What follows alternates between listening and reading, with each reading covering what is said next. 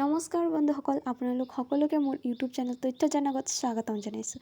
আজি মই এই ভিডিঅ'টোৰ জৰিয়তে আলোচনা কৰিম যে 2025 বৰ্ষত এইচএছ পৰীক্ষা দিয়া কোনসকল ছাত্ৰ-ছাত্ৰীয়ে স্কুটি লাভ কৰিব। মুখ্যমন্ত্ৰী ডক্টৰ হিমন্ত বিশ্ব শৰ্মাই এক্সামৰ আগতে যিহেতু ঘোষণা কৰিছিল যে এই বৰ্ষত যিসকল ছাত্ৰ-ছাত্ৰীয়ে 80% লাভ কৰিব তেওঁলোককহে স্কুটি প্ৰদান কৰা হ'ব। কিন্তু দেখা গৈছে যে বহু ছাত্ৰ-ছাত্ৰীয়ে এই ঘোষণা মানি ল'ব খোজা নাই আৰু ৰাজ্যৰ প্ৰান্তে প্ৰান্তে প্ৰতিবাদ কৰিবলৈ লৈছে যে এইবাৰো 60 নহ'লে 75%হে স্কুটি প্ৰদান কৰিব লাগে।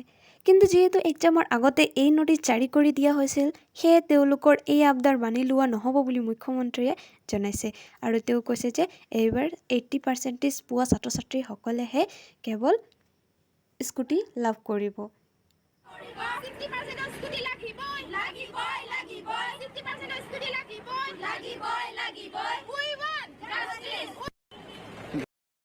এনেদৰে আৰু বহুতো ইম্পৰ্টেণ্ট তথ্য পাবলৈ মোৰ চেনেলটো ছাবস্ক্ৰাইব কৰি দিব।